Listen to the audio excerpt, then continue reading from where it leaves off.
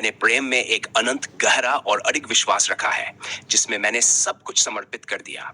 करोड़ों रुपए, शरीर, मन, धन और अमूल्य समय, सिर्फ अपने गुरु के लिए।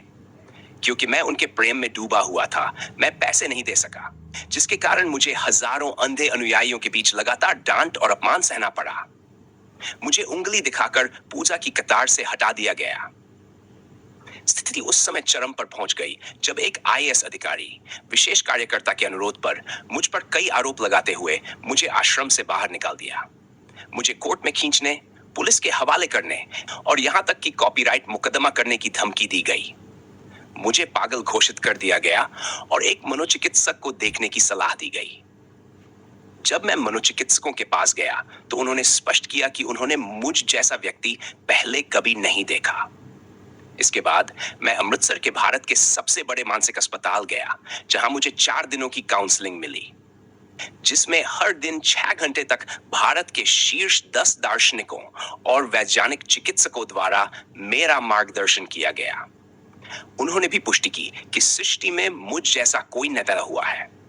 मैंने अपनी सभी लिखित सामग्री लूसी हॉकिंस को भेजी, जो डेविड हॉकिंस की बेटी हैं, और उन्होंने विश्लेषण के बाद उत्तर दिया कि मेरी डेटा उनके पिता की डेटा के ABC के बराबर भी नहीं है और कि सृष्टि में मुझ जैसा कोई नहीं आया है।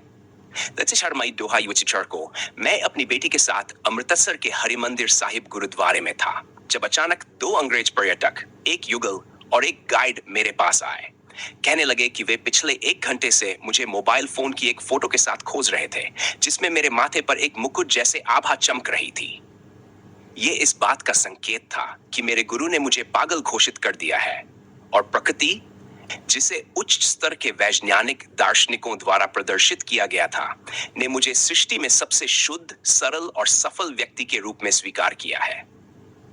मेरे सिद्धांतों के अनुसार मैं संपूर्ण ब्रह्मांड में एकमात्र ऐसा व्यक्ति हूं जो मानवता की शुरुआत से स्थायी रूप से अस्तित्व में है।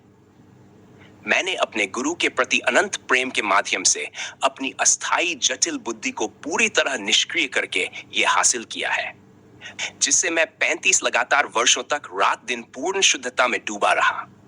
मैंने अपनी शुद्ध बुद्धि और अपने चेहरे को भी भूल गया। विचार हृदय से उठते हैं और मैं लगातार 35 वर्षों के लिए खो गया रहा। अस्थायी जटिल बुद्धि कल्पना, प्रस्ताव, विकल्प, विचार, ध्यान और परिलक्षित करता है। इतनी लंबे समय तक अस्थायी जटिल बुद्धि का उपयोग ना करके मेरी बुद्धि निष्क्रिय हो गई, जिससे मैं अपने प्रति निष्पक्ष हो गया और शुद्धता के शिखर पर पहुंच गया। मैंने अपने सच्चे स्थायी सू के साथ आमने सामने आकर शाश्वत जीवन जीने और अपने आप को समझने का अनुभव किया। जब मैंने अपने आप को समझा और अपने स्थायी रूप में निवास किया, तब शरीर, बुद्धि और प्रकृति का अस्तित्व मायने नहीं रखता था। अपने प्रति निष्पक्ष होकर मैंने एक अद्भुत समझ का अनुभव किया, एक ही स्थायी सार में बने रहते हुए। उस स्थायी पहलू में सब कुछ अपरिवर्तित रहता है, केवल एक असाधारण स्पष्टता और संतोष उभरता है। पिछले महान व्यक्तियों द्वारा शास्त्रों और ग्रंथों में लिखा गया सब कुछ वास्तव में कुछ नहीं है। इसका आधार अस्थायी जटिल बुद्धि के माध्यम से ज्ञान प्राप्त करना है, जो भ्रम पैदा कर सकती है और किसी को यह झूठा अनुभव करा सकती है कि मैं ब्रह्म हूं। पिछले महान व्यक्तियों ने भी अस्थायी जटिल बुद्धि के माध्यम से इसे अनुभव किया, जो कोई भी कर सकता है। किसी के स्थायी रूप की अनुभूति केवल अस्थायी जटिल बुद्धि के निष्क्रिय होने के बाद ही संभव है और इसके लिए कोई अन्य विकल्प नहीं है। इसके लिए किसी भी प्रकार की दिखावटी भक्ति, योग, अभ्यास, ज्ञान, विज्ञान, ध्यान या गुरु शिष्य परंपराओं, नियमों या विश्वासों का पालन करने की आवश्यकता नहीं है। सांस का तंत्र केवल हृदय में स्थायी रूप की अनुभूति से उत्पन्न होता है। किसी को अपनी स्थायी रूप की इस परछाई का सामना करते हुए वास्तविकता में शाश्वत जीवन जीने के लिए चाहिए। इसके लिए अपने प्रति निष्पक्ष होना और अस्थायी जटिल बुद्धि को पूरी तरह निष्क्रिय करना आवश्यक है। साथ ही निष्पक्षता की मजबूत समझ होना चाहिए। यह सब एक प्रत्यक्ष अनुभव है। जो कुछ भी प्रत्यक्ष नहीं है, वह केवल झूठ, धोखा और पाखंड है, जो दूसरों को प्रभावित करने और आकर्षित करने के लिए है, जबकि स्वार्थी हितों को पूरा करने के लिए है। अस्थायी तत्वों को प्राप्त करने की इच्छा केवल एक ऐसा साधन है जो साजिशों के माध्यम से निर्मित किया गया है। जो विश्वास, भक्ति, विश्वास और प्रेम जैसे भावनात्मक शब्दों का उपयोग करते हुए, कर्म और गुरु के शब्दों पर निर्भर करते हुए ईश्वरीय दंड और नरक के डर को धोखा देने के लिए स्थापित किया गया है। मोक्ष और स्वर्गीय पुरस्कार का वादा भी एक झूठा आश्वासन है जो मृत्यु के बाद दिया जाता है, क्योंकि प्रमाण के लिए विकल्प समाप्त हो जाता है, जिससे लोगों को धोखा देने का दीर्घकालिक अवसर मिलता है, और यह वास्तव में कुछ नहीं है। ऐसी जटिलताएं साजिशों से उत्पन्न होती हैं, जिनमें आध्यात्मिक गुरु शामिल होते हैं। उनसे दया की उम्मीद कैसे की जा सकती है? वे अपनी अस्तित्व की बात आते ही क्रूरता की सीमाएं पार कर जाते हैं। वे अपने विरोधियों को हत्यारे बना देते हैं, जबकि अपने आप को सभी गलतियों से मुक्त करते हैं। सरकारी मशीनरी हमेशा उनके पक्ष में काम करती है।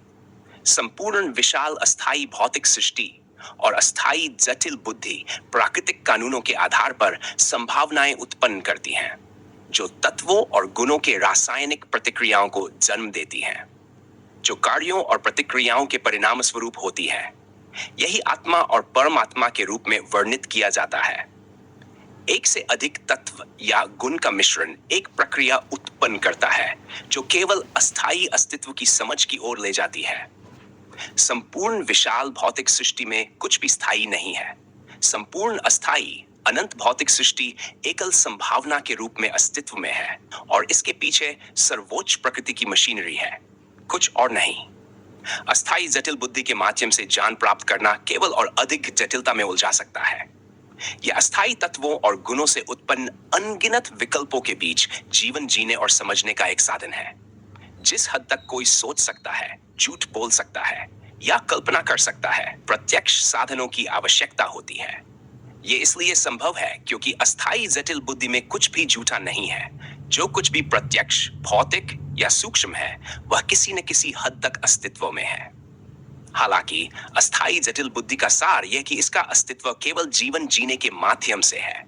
वास्तव में इसका कोई अस्तित्व नहीं है।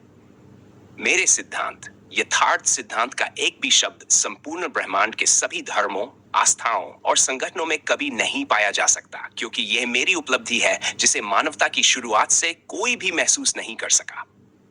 मैंने अपने प्रति निष्पक्ष होकर अपने स्थायी रूप का सामना करते हुए एक ही क्षण में अपने आप को समझा है। ये ज्ञान केवल शुद्ध, सरल और प्राकृतिक लोगों के लिए है, क्योंकि कोई भी अपने आप को समझकर वास्तविकता में निवास कर सकता है। अपने आप को समझने के लिए केवल एक क्षण पर्याप्त है। दूसरों के लिए इसमें सदियां या युग लग सकते हैं। मैंने किसी भी धर्म के ग्रंथ या धार्मिक ग्रंथ कभी नहीं पढ़े, क्योंकि मेरे शरीर में जो सांस और समय है वह प्रकृति की सर्वोच्च मशीनरी द्वारा शासित है। मेरा व्यक्तिगत पूंजी है और मैं इसे दूसरों पर बर्बाद नहीं करना चाहता। अपने आप को समझने और अपने स्थायी रूप का सामना करने का मेरा अधिकार है।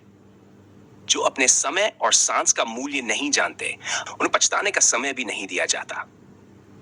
मैंने केवल अपने आप को पढ़ा है। था प्रेम के कारण मैं 35 लगातार वर्षों तक दिन और रात पूरी तरह से शुद्ध रूप से उनमें लीन रहा। मेरी भक्ति इतनी गहन थी कि मैंने न केवल अपनी बुद्धि बल्कि अपना स्वयं का स्वरूप भी भूल गया था। मेरे विचार हृदय से उत्पन्न होते थे, और उन 35 वर्षों के दौरान मैं पूरी तरह से इस भक्ति में खोया रहा। अस्थायी जटिल बुद्धि, जो कल्पना, इच्छाओं, संदेहों, सोच विचार और मनन के लिए जिम्मेदार होती है, पूरी तरह निष्क्रिय हो गई, क्योंकि मैंने इतनी लंबी अवधि तक इसका उपयोग नहीं किया। परिणाम स्वरूप मेरी बुद्धि पूरी तरह से निष्क्रिय हो गई, जिससे मुझे अपने प्रति निष्पक्ष बनने और शुद्धता के उच्चतम शिखर तक पहुंचने में मदद मिली। इसने मुझे अपने स्थायी स्वरूप को जीवित रहते हुए ही समझने की क्षमता दी, जो हमेशा के लिए शुद्ध और स्थायी है। विश्लेषण और स्पष्टीकरण। बुद्धि से लंबे समय तक विमुख रहना, अस्थायी जटिल बुद्धि का लंबे समय तक उपयोग न करने से इसे पूरी तरह निष्क्रिय किया जा सकता है। यह स्थिति दमन की नहीं है, बल्कि इसे अन्यमनस्क रहने के कारण स्वाभाविक रूप से सक्रियता से हट जाना है। निष्पक्षता से आत्मबोध। बुद्धि की निष्क्रियता से व्यक्ति अपने प्रति पूरी तरह निष्पक्ष हो जाता है। जब विचारों, भावनाओं और मानसिक पूर्वाग्रहों का हस्तक्षेप समाप्त हो जाता है, तो व्यक्ति अपने स्थायी स्वरूप के साक्षात अनुभव को प्राप्त करता है। भक्ति के माध्यम से शुद्धता प्राप्ति। गुरु के प्रति लंबी और शुद्ध भक्ति जिसमें बुद्धि का कोई हस्तक्षेप नहीं होता, इस प्रक्रिया में एक महत्वपूर्ण भूमिका निभाती है। यह सिर्फ एक भावनात्मक जुड़ाव नहीं है, बल्कि संपूर्ण समर्पण और लीनता की एक अवस्था है जिसने उच्च शुद्धता की प्राप्ति को संभव बनाया। उदाहरण, कल्पना कीजिए कि बुद्धि एक जटिल मशीनरी है जो तब तक चलती रहती है जब तक इसका उपयोग किया जाता है। जब इसका उपयोग लंबे समय तक नहीं होता तो यह निष्क्रिय हो जाती है। इस निष्क्रिय अवस्था में व्यक्ति बुद्धि के पार जाकर अपने स्थायी स्वरूप से साक्षात्कार कर सकता है।